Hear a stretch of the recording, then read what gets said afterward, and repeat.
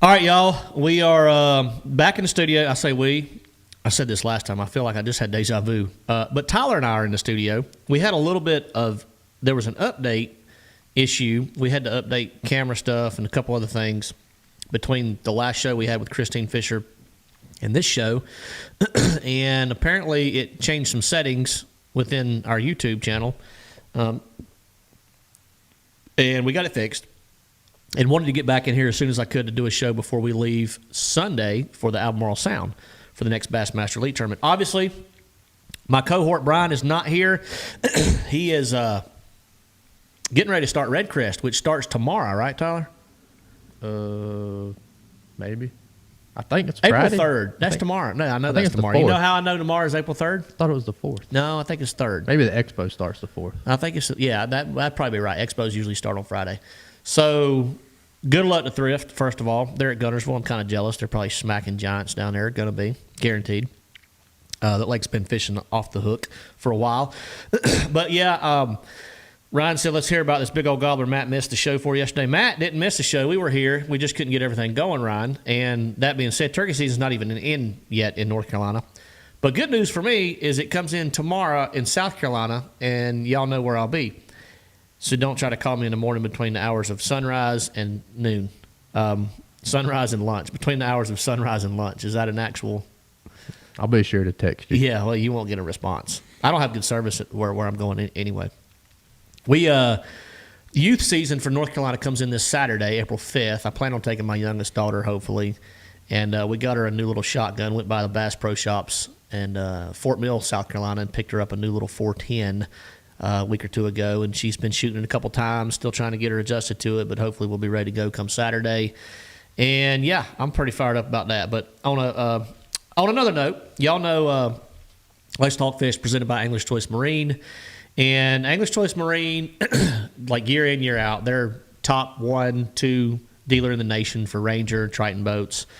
Big White River Marine dealer. They got 3 locations. They do the nitros. They do the sun trackers. They do all the goods from White River Marine. The headquarters, the mothership there in Martinsville, Virginia. Lexington, North Carolina is another location, and Spindale, North Carolina, which is the 3rd location. So if you're in the market for a new boat, I said this last show. They've had a lot of incentives, a lot of good deals going on. Especially if you can get lucky and stumble across a 2024. That's still left over. I actually just sold my 2024 through Angler's Choice of Spindale, North Carolina, and the guy who bought it was from, I think he's from Alabama, but he just picked it up today, and text back and forth with him a little bit, and he was really, really, really excited to get that boat.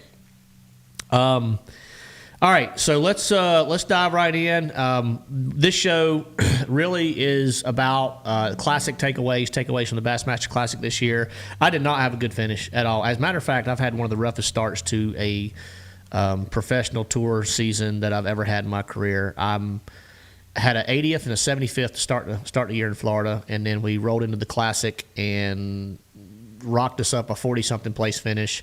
But, the Classic is that tournament to where you go for one reason, and that's to win. And this is the truth. Like I told my wife, I said, I made the cut. I think I've made the day 3 cut the last 4 Classics in a row or whatever. And at Ray Roberts, I had a good chance to win back in 2021 and ended up finishing 2nd. But then I had the rest of the cuts. I've never really been close enough to where I feel like there was a realistic possibility of winning the Classic on day 3, and that feeling sucks. Like going into the Classic on day 3 knowing you probably can't win, knowing you definitely can't win when you're behind 12 pounds on a lake like Loudon and Tellico, or when you're behind 20 pounds on a lake like Ray Roberts, or whatever it is, it's a bad feeling. Like it's a really bad feeling. Like yes, the money's a little bit better, yada yada yada, but I don't want to go into a day 3 of a Classic without the potential or the actual possibility of winning the Classic. Because that is, I promise you, that's all that matters to me and hopefully every other single competitor that's in the Classic. But regardless, it was a good Classic. Congrats to Easton for the win. Heck of a performance. Weighed in 70-something odd pounds, something like that. It was phenomenal. But yeah, Classic takeaways this year. The wind. Let me start off first by talking about the wind. I have never in my entire career, or my life for that matter, fished in wind and water like I did during practice at the Classic. The first day of the Classic was pretty bad too. But the Friday before our first day of our 3-day practice period, I was out there in 30 to 35 mile an hour sustained with gusts over 60 miles an hour. And it's not like up north. The wind blows up north, water gets rough. You can kind of run the troughs and navigate the water at a slow, safe speed, keep the nose up, things like that. Down there, dude, it's like a different kind of rough. Like the waves are closer together, they're inconsistent. It becomes really unsafe. And then you mix in the gusts that we had, like it was scary. So I was actually on the front of my boat on that Friday, and a gust of wind hit me. I was standing on the front of the boat making a cast, and a gust of wind hit me and actually picked me up. Not completely off my feet, but almost pushed me into the lake. Right then and there, I went back, grabbed my life jacket from the console, put my life jacket on, and never took it off the rest of the day during that practice. I also wore it during practice on that Wednesday, all day, without taking it off. And that was very, very, very dangerous. The other thing about Ray Roberts is when you get in the timber, I had boat lanes, like on my graph.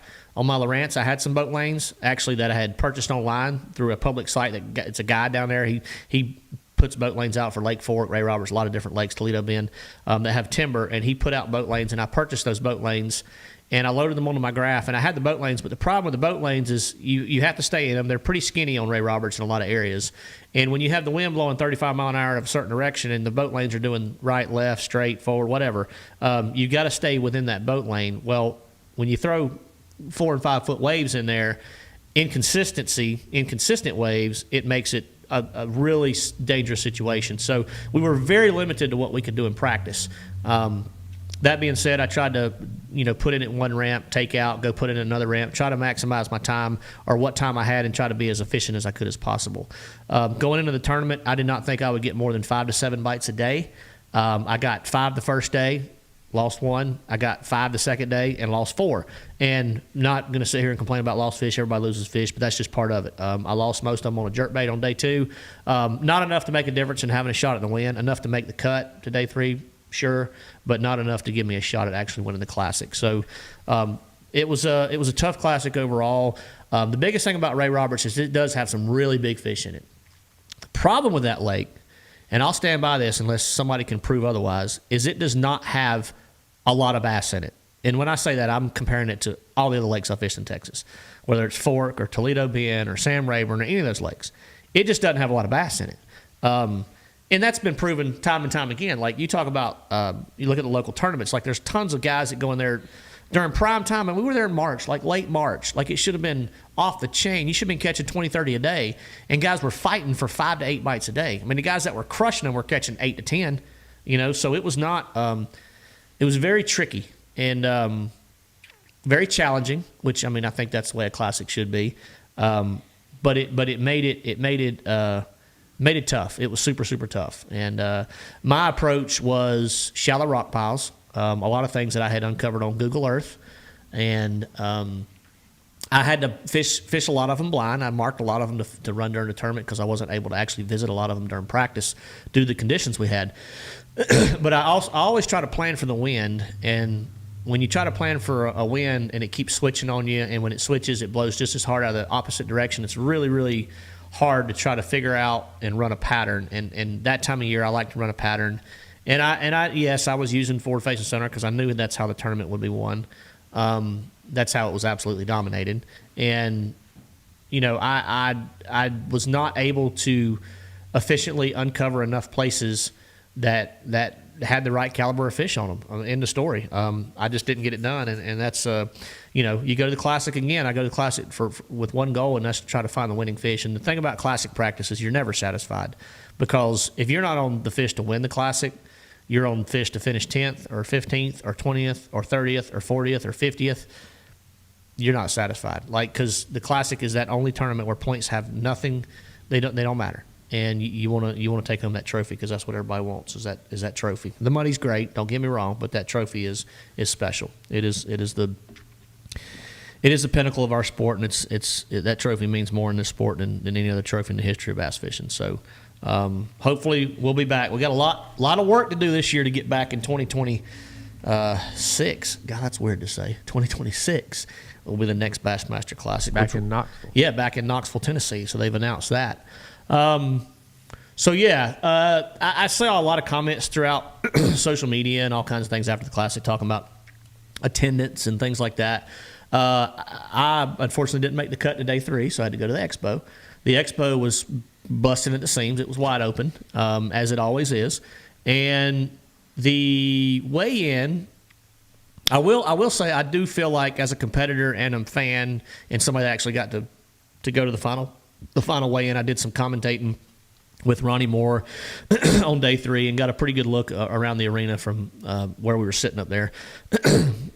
I do feel like the attendance was down, and if somebody told me otherwise, I'd have to call them a liar. I mean, I just would. But I think there's multiple variables. Multiple reasons for that. I think number one, what a lot of people didn't realize is the Dickies Arena was it 15 minutes roughly? Yeah, I think it was about 15 minutes. About 15 minutes from the expo. Okay, so that's number one. So number two is we had a well over an hour drive to get to Dickies Arena from the lake, which is very frustrating as an angler.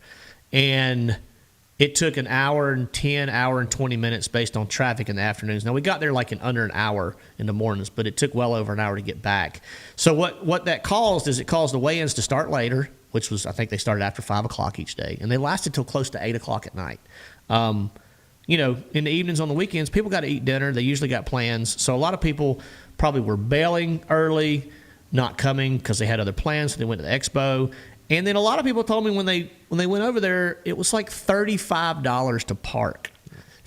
Now, they had a shuttle running people from the expo if you wanted to go to the weigh-in. You could do that. You could take that route. Don't know how many shuttles they had running or how efficient it was or how quick it was or whatever. But if you drove over to the weigh-in, let's just say you didn't even go to the expo, you want to go to the weigh-in, it was $35 to park. So there's a lot of reasons I think that the weigh-in attendance was down. I saw people online blaming forward-facing sonar, which is kind of comical. I don't think everybody's just not going to a Bassmaster Classic weigh-in because FFS is legal. Whether you're a fan of it or not, I would still, as a fan, I would still go to the weigh-in to see the excitement and the show that they put on and big fish being brought into the stage and things like that. I mean, it's cool. Like, I love fishing. But yeah, the weigh-in was very, very long, very drug out. It did last 2.5, 3 hours, and I think that had a lot to do with why people didn't go sit over there for 3 hours after they'd been in the expo for hours or had other plans for dinner that night or were going out with friends or whatever it was. I mean, you're talking about a Friday and Saturday night too. So those are pretty big nights in Fort Worth. And Fort Worth, if you've never been to Fort Worth, there is a ton to do in Fort Worth. I mean, the stockyards is historic, and they have all kinds of activities and things like that, especially very family-friendly activities. So I think that was pulling in a lot of people. There's a million reasons why I think the weigh-in attendance was down. I don't remember in 2021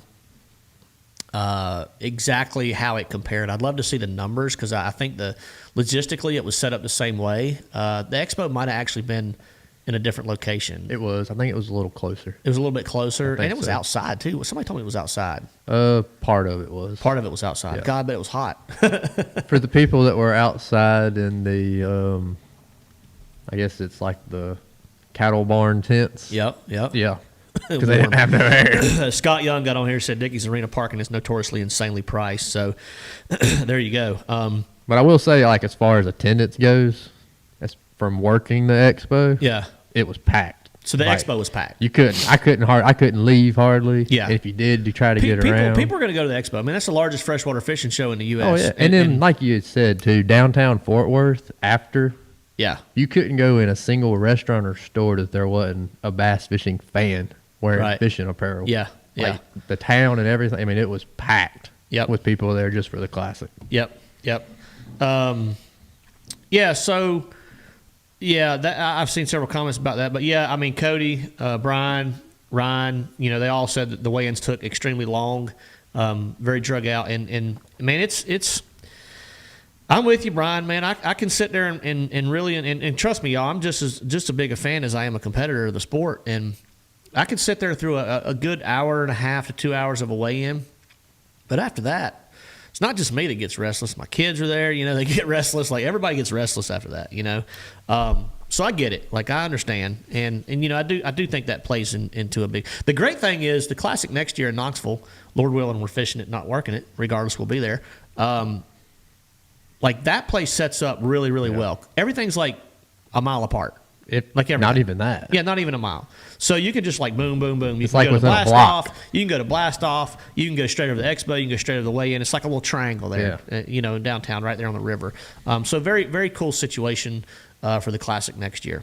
All right, let's see. That was so I don't know if anybody caught this. So Ryan said it's nice to see the college weigh-ins, but and I don't know the kid's name. I would never call it out if I did. The winner? Do what? The winner? The one that threw up all over the stage. Oh, I didn't see that. You didn't see that. I don't even think it was live, and I don't know. Y'all viewers can tell me if you saw this, but poor kid, and I feel terrible for him. But Emily calls me, and she said, be careful when you go on stage. It was on day 2, I think. She said it might be a little slippery, and I'm like, and she was referring to, I guess it was a high school. I don't know if it's high school, college. They went up there and they weighed their fish there on the Classic stage in the arena. They had them come in, and they crowned the champions. And one of the kids, he was shaking. His voice was nervous. Emily said he was just tore out of frame. Like it was nerves. Like she thought it was nerves. He wasn't like sick. Like it was nerves. Like he was just so nervous he couldn't keep his composure. And then all of a sudden, he was like swallowing and licking his lips and stuff, and then he started puking on stage, like on the stage, and it was due to his overexcitement, But yeah, I mean, that was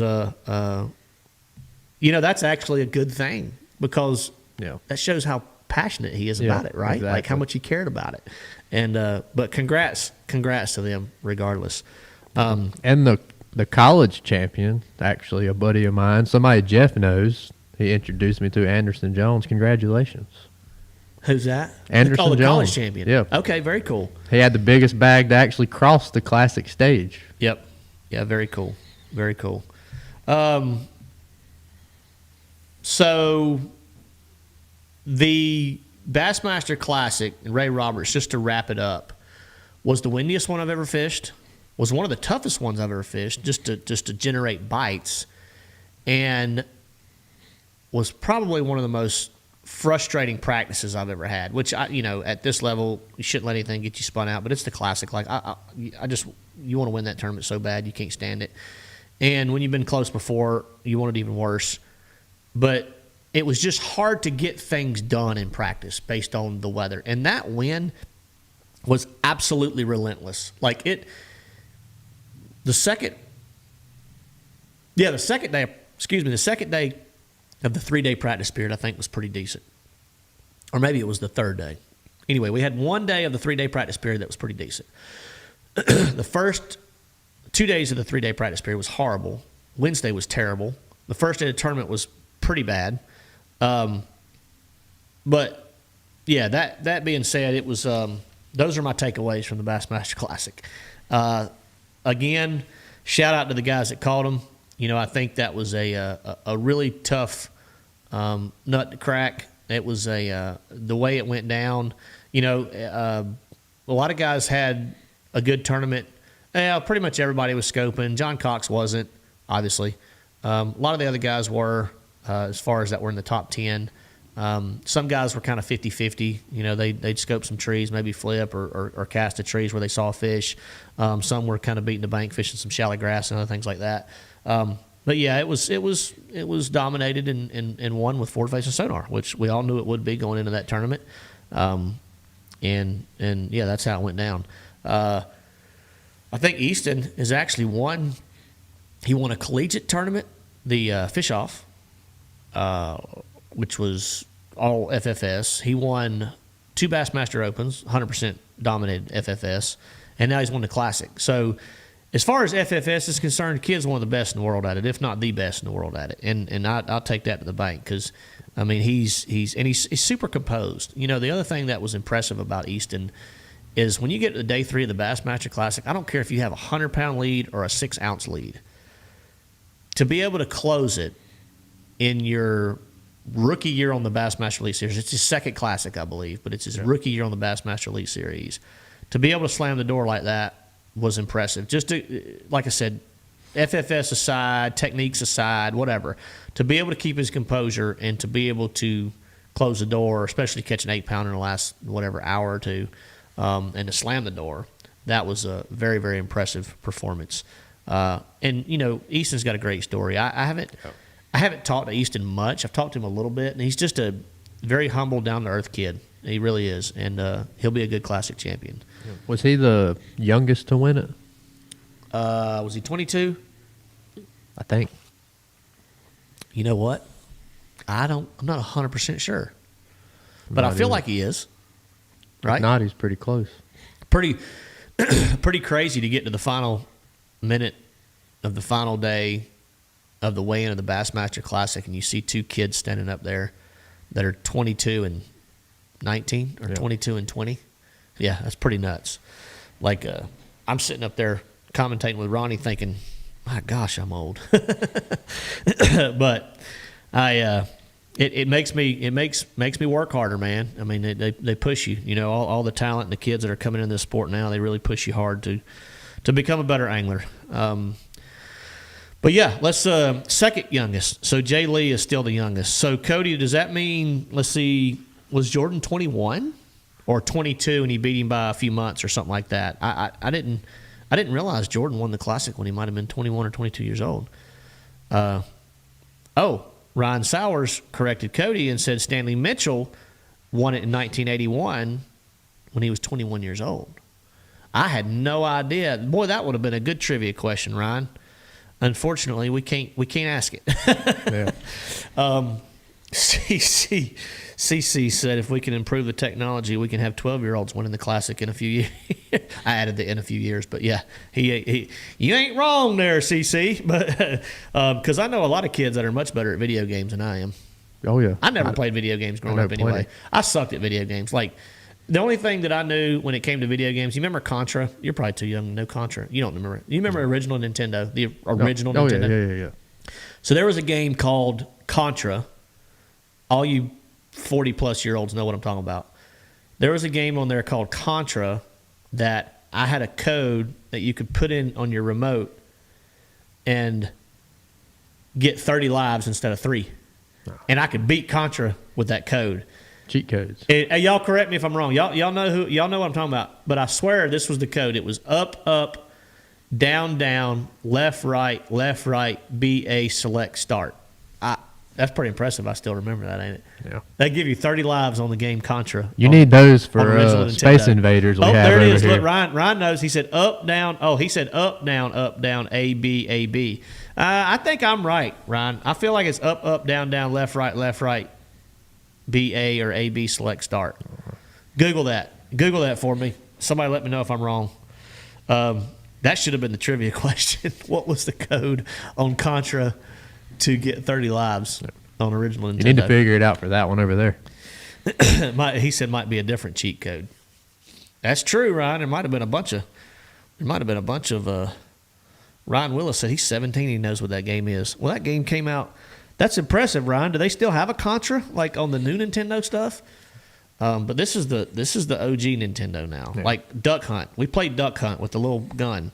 I played Mike Tyson's Punch Out. They might have it on like. Here we go. Up, down, left, right, B, A, start. Oh, not select, start. Start. I think you had to hit select to get start highlighted on the game. So maybe that's why I said select, start. So I was right, I think. Yeah, that's pretty impressive. So I haven't played that game in 30 years. So, but I still remember the code. If anybody needs the code, hit me up for 30 lives on Contra. Ryan said his dad played it. Now that does make me feel old. So his dad's probably, I don't know, he could be my age, could be a little older, something like that. But that's funny. Up, down. Here we go. Up, down, left, right, B, ace, and start. Yep, Rusty's got it. Yep, they know. These guys know. But between that and so there was a game on the original Nintendo, not to get sidetracked here, called Super Black Bass. Dude, it was a fishing game. It was hilarious. Like I wish you and I could sit down and play it, because you'd laugh, because the things they have now, like, it's not like. So if nobody knows, but the we have a stand-up arcade game over here in the corner of the studio. You can't see it, but it's Space Invaders. This is old school, but it's Space Invaders. And that I played it last night when we couldn't get the show running right, so I went over there and played Space Invaders, and that's a trip. That's a trip right there. St. Clair Eric said Stanley Mitchell, 21 years and 5 months, so he is the youngest Classic champ ever in the history of Bassmaster Classic. Oh, Ryan said his dad's 47. Well, he's a few years older than me. My wife's on here. What is she talking about? What's Oregon Trail? I know you don't know. Is she talking about the Oregon Trail? Well, she's older than me, so no, she's only 2 months older than me. I just tell her that all the time. She'll be yelling at me here in a minute in the comments, but yeah. All right, we let's see what we have the Albemarle Sound next. Brian's got Red Crest. We have got to go down to the Albemarle Sound and kick some butt. Is it Pasquotank? Pasquotank Wiver. Wiver. Pasquotank Wiver. And it's funny I said it that way because when I was in kindergarten, I took speech classes because I couldn't say my R's. It's coming back around. It's coming back around. They say you get older, sometimes things reverse. But yeah, the Pasquotank River. The host city is Elizabeth City. We start practice on Monday, this coming Monday, and I am super, super excited about this tournament for many reasons, but this place has been talked up very highly by a lot of people that have fished there over the past 5 or 6 or 7 years, and it's hard to find any information online about it, but like when you do, like there's people holding up giants, like 6 to 8 pounders, and like I tried to find some tournament results searching online, and I did find 1 or 2 tournaments from last spring or spring before last. And there was like 30-pound bags, weighed in. Dude, it was insane. I think it's one of those places where like everybody tried to keep it a hidden gem. Yeah, and it's getting ready probably to be exposed. So much for that, right? Yeah. Like let Bassmaster go there and Fox Sports get a hold of it, and then the world will know. But again, it's kind of like people were telling me, "Hey man, are you excited about fishing in your home state this year?" I said, dude, that's 6.5 hours from my house. There's so many other lakes that I can be at much quicker, and I've never been there. Well, I've been to the coast multiple times. I've duck hunted in that general area. Like I've been down there duck hunting, Pamlico Sound area and things like that. Yeah, I've duck hunted there. But I've never been there, never put my boat in there. So that being said, it's not like an easy destination to just go to. It's I mean, it ain't far from the Outer Banks, dude. Like no. it's out there. I know. I looked at coming out there, but I looked again. And I was like, "That's a drive." Yeah. Brandy, we will have access to the Chowan. So basically, the rivers, from my understanding, that will realistically be in play. This is based on the wind and the weather. We go out of Pasquotank River, which is Elizabeth City. We can access, I believe, the Alligator. Like realistically, access the Roanoke, the Chowan, the Perquimans, and maybe there's a couple other little ones in there mixed in. But all those are going to be accessible. And, I mean, the system itself, I think all of it's pretty good. You know, I've heard talk of giants being caught out of Chowan, giants being caught out of Alligator, giants being caught out of the Pasquotank, giants being caught out of the Roanoke. But again, I think the biggest factor in this tournament is going to be the wind. We're at the coast of North Carolina in the spring. Lord knows what's going to happen, but I'll promise you that the wind will play a factor. The Albemarle Sound, if you get, I'm assuming, an east wind blowing in off the ocean, I would think it wouldn't take much. Could be 10, 12, 15 mile an hour. You may not even be able to leave the Pasquotank River. Now, that would kind of suck. And here's why. Because the Pasquotank is, 10, 15 miles long of fishable water, 20 miles maybe. But if we're all piled in there, it kind of sucks. You know what I mean? Like, so BPT was there. They were at the Chowan. They had some limits on where they couldn't go. All right, so I've seen some questions about Scott, and I know I've seen multiple questions on here about Scott, and a lot of people. I mean, it's pretty much out now about the situation that's going on. I'm not going to dive into detail about anything. There is no there is nothing that's been decided. Nothing been. There's no results to tell whether he's going to be there or not. That's yet to be determined. I do want to address something real quick though, and here's where I have a problem. Like, there's a situation going on with my roommate, and the general public. I'm not talking about y'all. There's a couple so basically, if something happens at Bass, let's say there was a protest filed, and that's what's happened against Scott. As at this point, that's pretty public knowledge. It's on several YouTube channels, mostly YouTube channels that just try to create drama to get clicks and make money. And bottom line, that's what they do. There is no light at the end of the tunnel yet. There's no decision been made, so we don't know where that stands. But what I want to address is Bassmaster has a protest, whatever it may be, from whoever it may be. They reach out to the angler. That conversation takes place between them and the angler. All right, whether there's a polygraph scheduled, whether there's a disqualification in the works, whether there's a punishment to be dished out, the first individuals that hear about that should be all of us at the same time. And there's people leaking information about situations before they should be doing that, because until you have, like, I should not hear about it. I shouldn't have to hear about it from a fellow angler on the Elite Series. I should hear about it from either Bassmaster when, a decision's been made and they release it to the public.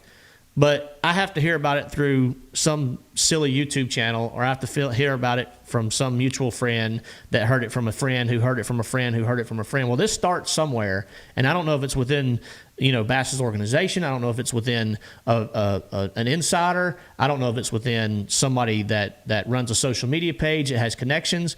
But there's sometimes these situations need to stay confidential 1,000% until there's an actual decision, because what happens is social media snowballs, brush fires on social media start, and then they get out of hand, because then everybody forms an opinion and things are said that shouldn't be said.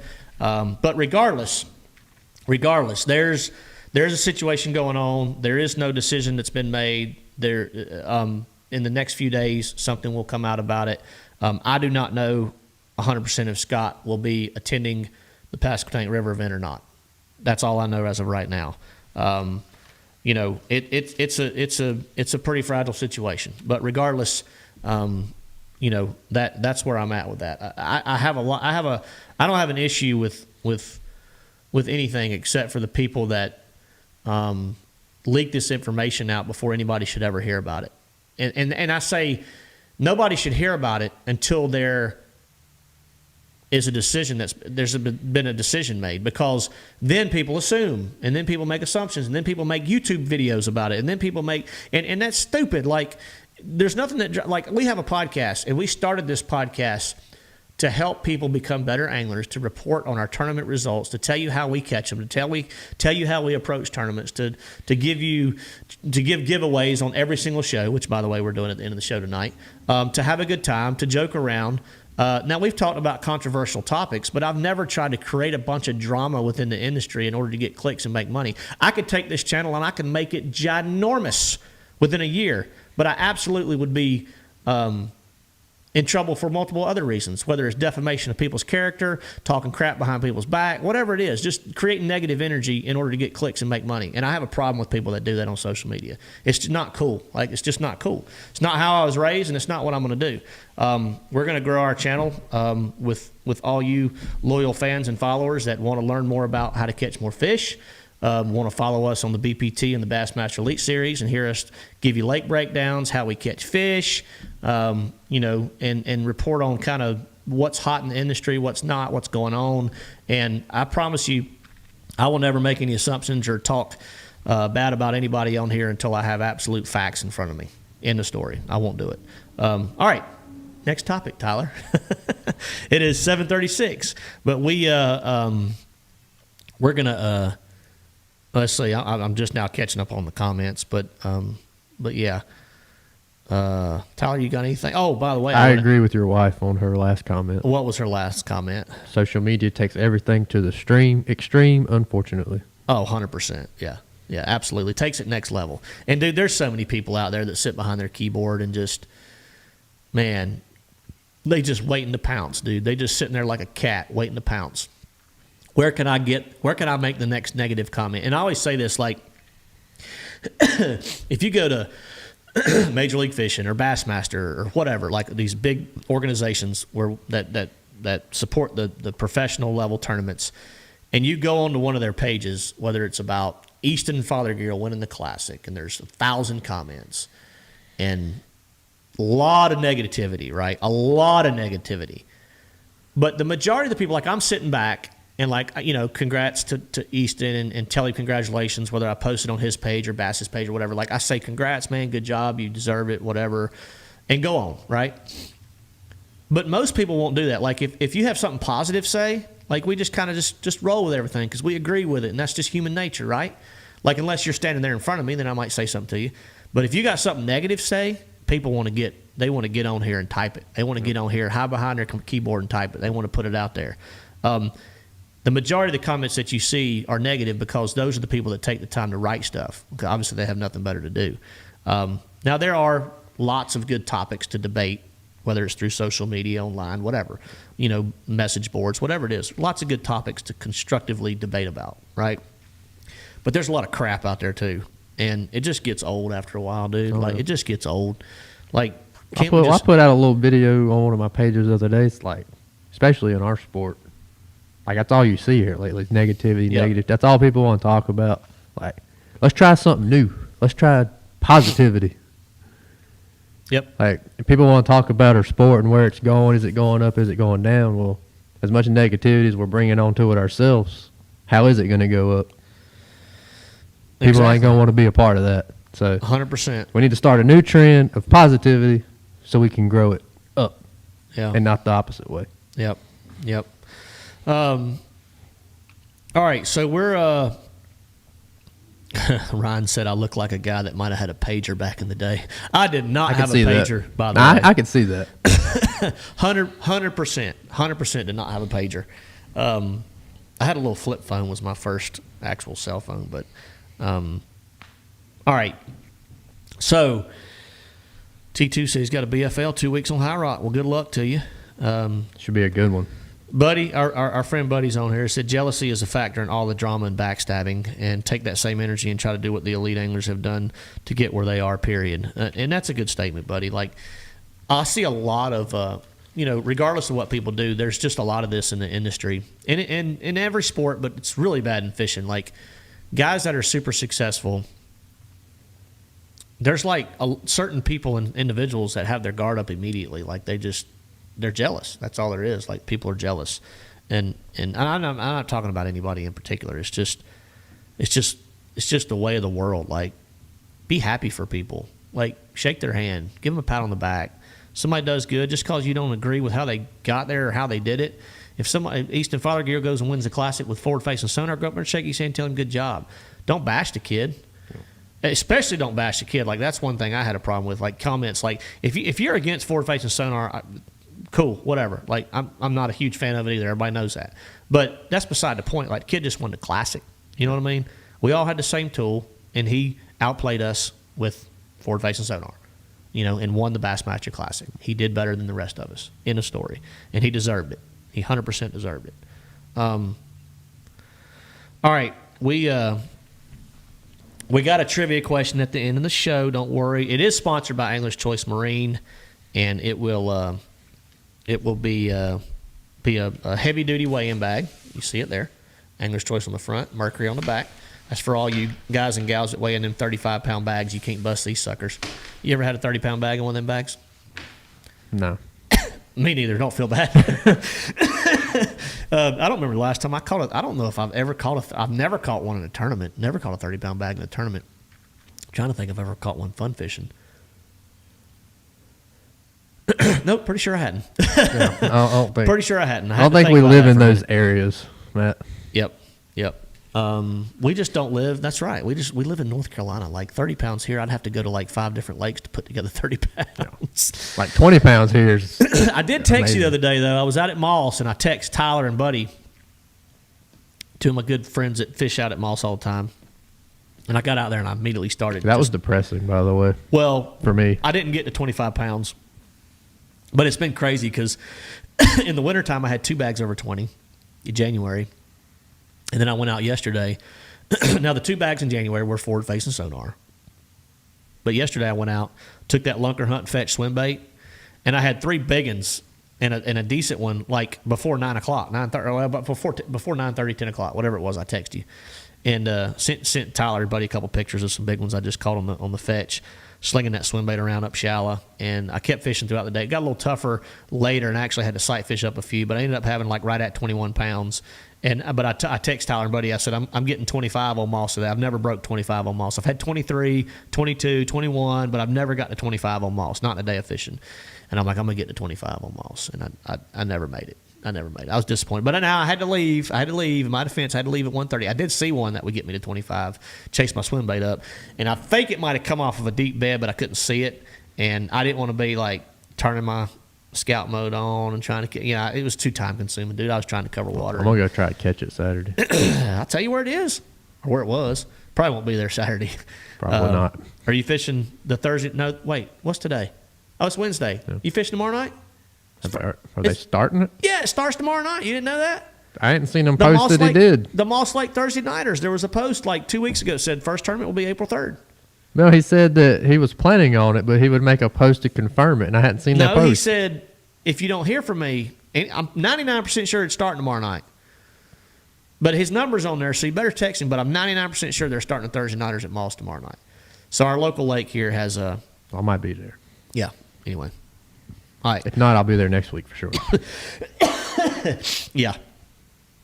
All right. Who's running the Thursday Nighters? Brian Branch, our buddy, just asked us. Brian, it is Mike's cohort from last year, Austin, from Angler's Choice. Angler's Choice is still running the Thursday Nighters. They're still going to sponsor the Thursday Nighters. And shout out to Angler's Choice for doing that because they're carrying on a 30-year tradition. It's not until next week. Oh, Buddy said it won't be until next week. Oh, okay. All right. Well, interesting. Well, that's good to know. I thought it was starting tomorrow. Yeah, Patrick, it is about time to chase turkey. Matter of fact, I'll be headed there in the morning to South Carolina. Rusty, you hit the nail on the head, man. The bashing doesn't do anyone any good. Anglers got DQ'd, and that is their punishment. The problem is social media keeps the theme going and just never goes away for weeks and weeks. Yep, you're 1,000% right, Rusty, and that is the sad part. I say that with everything. Just this day and age, it's the media, dude. The media is our own worst enemy. It has been for years, and it continues to get worse. Now, there's a lot of positivity on social media, but unfortunately, that's not what garners the views and the clicks and the money for people. But there's a lot of really nice things, and it's funny because I get on my Instagram and our social media pages, platforms, whatever, they trend to things that we watch more and more. And I've tried to watch funny videos. Obviously, a lot of hunting videos pop up on my feed, and some pickleball. I'm not gonna lie, it's pickleball. Tyler's laughing. Oh, you're smiling. You're not Probably laughing. a lot of pickleball. Yeah, a lot of pickleball videos, but it's all positive. Like I try to stay all positive. Like the negative stuff, I try to keep it out of my feed. And the more you look at positive stuff, the more that stuff gets weeded out. Now the algorithm still throws things in there that has gigantic view numbers and impression numbers, and unfortunately, sometimes that's negative things. But that's that's neither here nor there. That's just the way. That's just the world we live in. Jeremy, thanks for the good luck, man, on the next event. Ryan, the birds in North Carolina, we're only allowed 2 in North Carolina, and in South Carolina. So South Carolina changed their laws this year to where you can only kill 2 birds in South Carolina.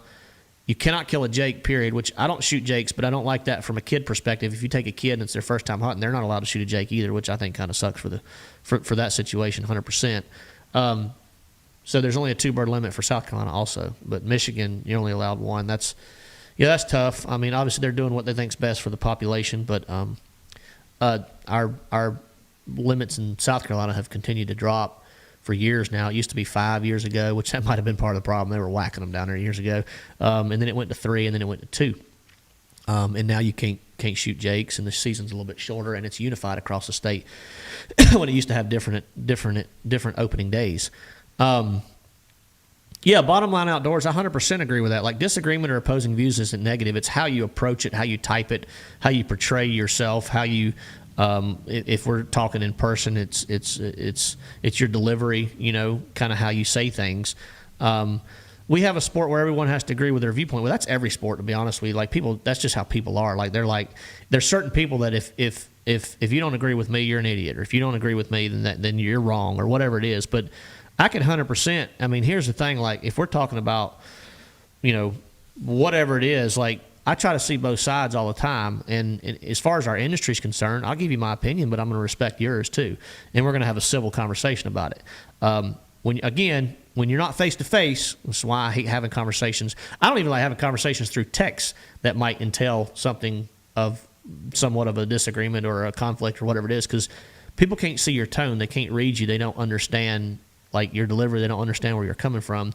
And that's why I think, like, I used to sell boats back in the day, and when somebody would walk in, I felt 100% confident in being able to talk to them face to face and getting my points across and being able to relate to them better and things like that. When I had to make a cold call on the phone, dude, it sucked. I felt like it was hopeless, But people are very more likely to get into a dispute, a violent dispute, verbally violent, when they're not face to face, which again is kind of piss poor, for lack of a better term.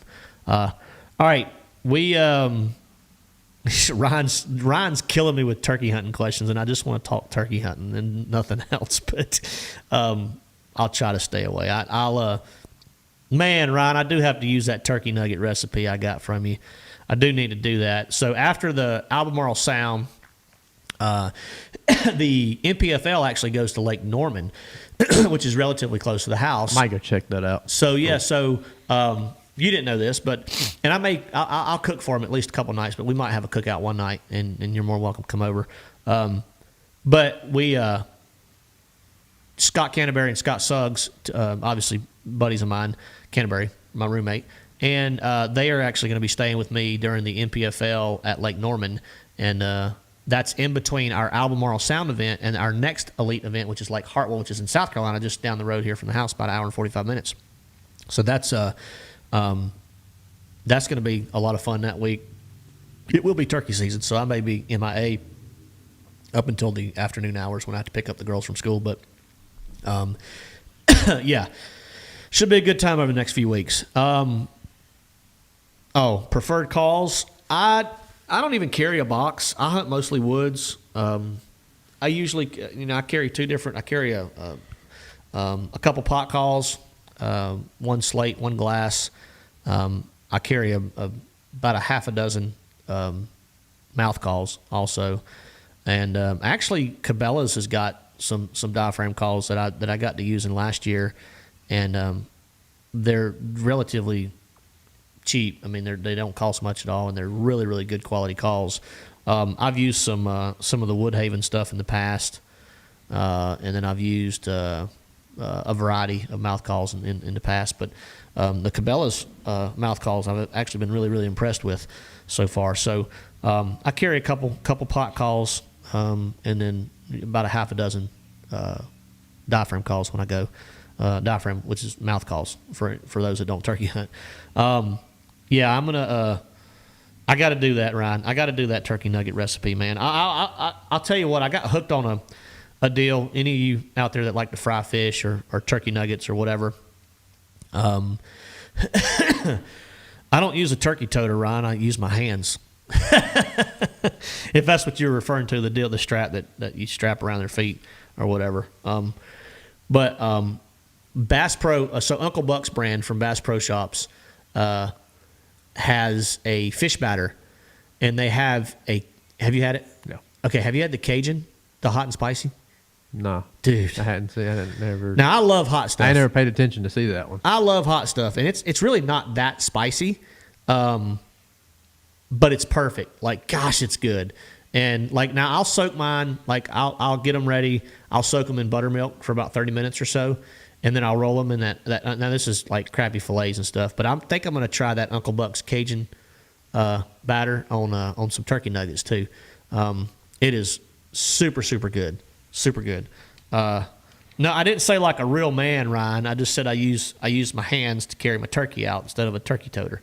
But yeah, you're probably right. I probably need to get one. Try that in a frying saucer. Need to try that. 100%.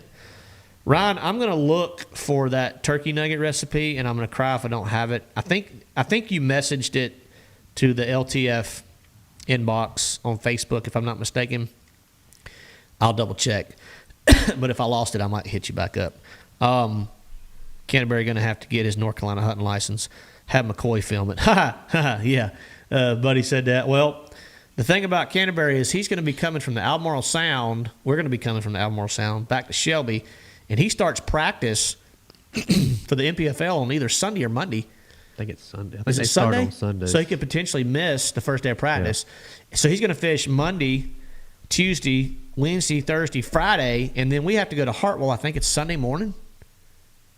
No, but I'm not going to Hartwell Sunday because that's Easter Sunday, I think. I'm going to actually go. Yeah, that kind of stinks. A lot of guys are going to have to travel on Easter Sunday. But I'm actually going to go because Hartwell's an hour and 45 minutes. So I'm going to stay in my bed on Sunday night. Practice starts on Monday morning, that next Monday morning after the MPFL. Just drive down early. I'm going to get up at like 4:30 and just drive down. Yeah, no biggie. I mean, I've done that plenty of times, especially going hunting. So, Scott, let me tell you something about House Autry. I did use House Autry for years. Used Louisiana, and I used House Autry for years, and House Autry's good, especially their chicken fry, the crispy chicken batter, whatever it's called, chicken fry, whatever it's called. But, dude, I went to using this Uncle Buck's. I'm talking about for fish now. And I got hooked on this Uncle Buck's. If you hadn't tried it, give it a try. I think you'll like it. But, yeah, okay, cool, Ryan. He said he did message me the recipe. All right, so we're going to wrap this show up with a trivia question. I know it's a little bit before 8 o'clock, but I got to get in bed early, man. 4:30 comes early. And I got to be there before sunrise because I got a pretty good walk back into this property. And I need to be back there when it's still dark, Tyler. Make sure I'm situated at my listening spot. Got a little ridge. Just early enough to take Got a little ridge nap. pen down there on the lease where I can go back and listen to them. It's about maybe a half a mile, 3/4 mile walk. Not too bad. But yeah, no, Scott, you're right, dude. Shore Lunch batter. That's one I haven't tried, Ryan. I think that's like a really popular northern brand. So. Shore Lunch, I think so. Like maybe upper Midwest, things like that. But I've heard good things about that. I've never tried that, and I'm open to try all kinds of new different batters. But I need to try the Shore Lunch. I swear I think there was a pro angler. It might have been Mike McClellan is ringing a bell to me. Yes. Was sponsored by them. Yeah, I think Mike McClellan was. I think, yeah. So, I have to check that out. I have to order some because our local grocery stores and stuff don't sell that around here as far as I know. So I have to order some online, but I'm sure I can get a hold of some. All right. Tyler, you ready for this trivia question? I don't remember the answer. Well, come over here. Let me show you the answer. That's the answer. Now, I got this answer from somebody that works at Bassmaster. So if it's wrong, I'm going with whoever answers this right here. I'm not changing the winner, but if it's wrong, it's not my fault for once. All right. Again, trivia question night sponsored by our presenting sponsor, which is Angler's Choice Marine. Heavy duty weigh-in bag, all right, and an Angler's Choice hat. And you're going to send us a message, whoever wins, send us a message to our Facebook page, Let's Talk Fish Facebook page, with your shipping information, and we'll get it out to you ASAP. It'll come directly from Angler's Choice. All right. We appreciate everybody tuning in. Guys, gals, we can't thank you enough for the support. Again, we're not a podcast or a show that gets on here and tries to, create as much drama as we can and spread negativity and things like that. We always try to stay positive and have a good time. And we enjoy hearing from y'all, and that's the reason we do it. And we're on here to give tips and help everybody with tips to catch more fish. We might even talk a little bit of hunting if we're allowed. Well, we're allowed when Brian's not here. Brian always yells at me for talking about hunting. Give you updates on the latest in the industry, talk about our elite tournaments, our BPT tournaments, and just have a good time. But again, appreciate y'all. We're going to jump right into our trivia question. You ready, Tyler?